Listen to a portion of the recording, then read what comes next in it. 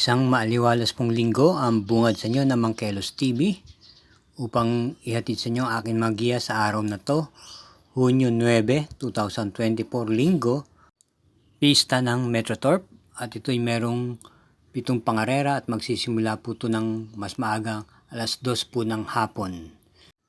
Bahagya lang pong makapal ang lineup, pero expectin po natin na meron din pong mga maaaring sumulpot na dihado rito. Kaya sa punto po ito, samahan niyo na po ako at umpisahan na po natin. Tayo na po. Karera numero 1, start po ng winner take all, races 1 to 7, distance 1,400 meters, post time is 2 o'clock p.m. Isang 3-year-old and above maiden race, meron tayong 7 kalahok. Ating pong pamprimera at malamang sisingilin na po natin yung numero 1, Amor My Love. Ito po'y napahinga o nabakasyon ng ilang buwan at ang pinakauling takbo po nito ay noong last year pa. Kung inyong natatandaan, ito po ay tumatakbo sa mga stakes race at nakaka-coupled entries niya po yung kakwada niyang si Mami Karing. Kaya sa tingin ko, lamang po siya sa grupong ito. At sisingilin na po natin itong kalahok numero 1, Amor My Love, sa karera numero 1. Karera numero 2, start time is 2:35 p.m. May distansyang 1,400 meters. Ang class 5, group 5 for non-placers, may 6 entries. Start po ito ng pick 6, races 2 to 7.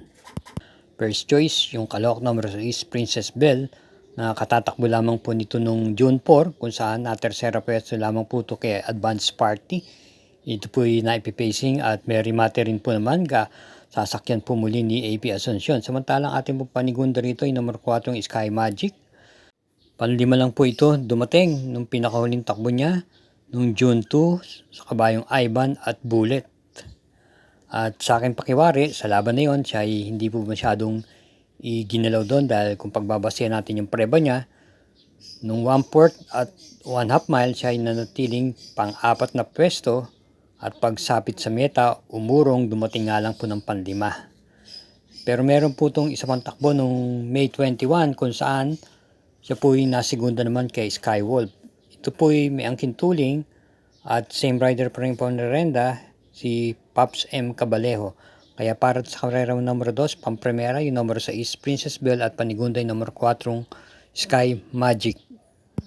Karera numero 3, start ng Pig 5, races 3 to 7, distance 1,400 meters, post time 3:10 p.m. Ito po isang class 5, split group 11 to 15. Meron tayong 6 entries. Ang ating pong pampremera, yung kalahok numero 2, Destiny. Muling rerendahan po ni JMS Torque. Ito po'y may angkin remate. Pwede kung may pagkakataon, ito po'y pwede rin ang pong isabay sa unahan. Ito po'y kagagaling lang sa panalo nitong May 5 kung saan tinalo niya po si Captain Det at High Honors. Atin naman panigundo rito yung dihadong King Washko na maganda po ang ikinikilos nito lalo na pag dihado. Ito po ay may angkin panalo nung May 22 kung saan tinalo niya si Best Shot at Mucho Caliente. May tuling, naipipacing at may angkin din ang pong remate. Kaya muli ang pili po natin dito sa karera numero 3. Ang primera, numero 2, Destiny. Panigunda, numero 3, King Washko. Karera numero 4, post time 3:45 p.m. Distance 1,400 meters. Ang class 5, split group 6 to 10. At ito po start ng Pig 4, races 4 to 7. Meron pong 6 na kalahok. At ito pong pamprimera rito yung kalahok numero 2, Heavyweight. Bagamat hindi gaano pong maganda ang kanyang itinakbo nitong nakaraan, nitong June 1, siya po'y dumating lamang ng 5th pwesto kay Antonio de la Mugis at Mandatum. Ito po'y may angkin tuling at naipipacing po. Muling rin po sa JT Pabilik. Pero meron ng pong magandang preba itong ipinakita noong April 7 kung saan nanalo po siya ng banderang tapos at tinalo niya po si Bantay Sarado at Limon Sudan Pulse. At bilang panigundo po natin yung isa pa rin di banderang numero 4 iikot lang na nagagamayan po ni O.P. Cortez. Ito po yung 4th pwesto lang dumating noong June 1 kay Piece of Cake at Sundance At meron ng puntong naitagong panalo nung April 21 kung saan tinalo niya po si Cool Ma'am at 7 of Diamonds. At halos hindi po nagkakalayo ang kanilang tiyempo, mga segundo lang po ang diferensya. Kaya para sa numero 4, pamprimera, numero 2, heavyweight, panigundo, numero 4, iikot lang. Maaari po natin suportahan ang Kelos TV YouTube channel sa magitan ng pag-subscribe, pakishare na rin po at i-click po ang like button at gayon din naman po na huwag po natin i-skip ang mga ads. Salamat po. Karera numero 5. Ito po ay isang Class 5 Group 11 to 15 split. May distansya pong 1,400 meters at meron po tayong 6 na kalahok dito. Ang ating pong piling pamprimera rito ay yung galing sa panalong numero 3 Heroes of Caloocan na muling rerendam po ni CP Enson. Matapos po itong 2 beses na sunod na dumating ng segunda pwesto ng mga naunang laban niya, ito po ay nakapanalo na po noong May 29 kung saan tinalo niya po si French Leather at Victorious Passion at nanalo po ito ng banderang tapos. May tuling po ito. At bilang panigundo natin yung number 5 Thriller na may angkin din naman tuling, ito ay rerendahan ng regular rider niyang si CS Para Jr. Matapos niyang pangunahan ng kahabaan ng takbuhan nitong nakaraan June 1, siya po ay dumating lamang po ng tersera pwesto sa malakas na remate ng nanalong Diamond Story at Stand in Faith. Kaya para dito sa karera numero 5, pamprimera numero 3 Heroes of Caloocan, panigundo numero 5 Thriller. Karera numero 6, penultimate race. Ito po ay may distansyang 1,400 meters. Isang class 3 and 4, group 34 to 39, 40 to 46 merge. Meron tayong 8 entries dito. Ating pong pamprimera, yung kalahok numero 2, Diversity. Ito po ay papanubayan ni Dan L. Camanero. At ito po ay meron pong naitalang panalo ito noong April 28 pa po, kung saan nanalo po ito sa isang stakes race at tinalo niya po sila Easy Dasit at Cuticus. Ito po ay pwedeng i-pacing at pwede rin naman pong iparimati ito. Bilang panigunda natin yung numero 1 Eye in the Sky na isang imported horse. Ito po ay pangwalo o pinakahuli dumating noong May 8 sa karerang pinanalunan ni Andiamo Aperensi. Ito po ay may angkin bilis at isang imported horse. At meron po ito naman maganda rin preba kung saan dumating po ito ng tersera pwesto nung May 5 kay Daily Burn. Bilang panersera po natin dito yung numero 5 Uticus. Ito po ay may angkin remate at pwede rin po itong makipagsabayan sa unahan.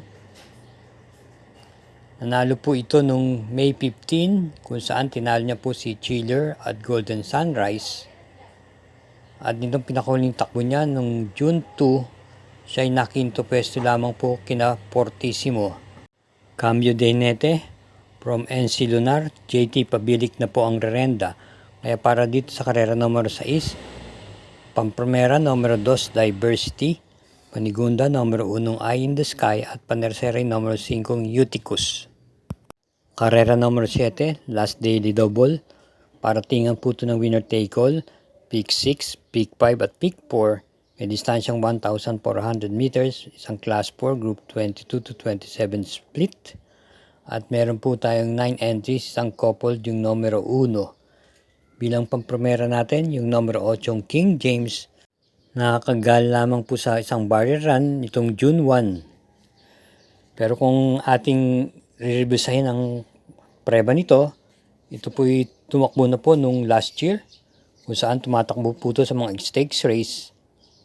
At ito po ay dumating po ng segunda pwesto nung December 10 dun sa isang stakes race na pinalunan ni Morning After at nandoon din po yung kabayong Ghost. Ang isa pang preba niya ay nung December 31 kung saan po ay na kwarto pwesto doon po sa isang stakes race na pinalunan po ni Ghost at sa nasigundang Bill Jordan. Kaya kung titignan po natin, mabibigat po ang nakakalaban nito at medyo pakiwari ko lamang po siya rito. Pero bilang panigunda dahil huling pangarera po ito, paratingan po ito, isama po natin bilang pamproteksyon numero 6 cluster na nakwarto pwesto naman nung June 2 kay Israel at ito po ay re-rendan ngayon ni O.P. Cortez. Simula naman po nung tumakbo to galing sa bakasyon, ito po ay hindi naman po nawawala sa timbangan.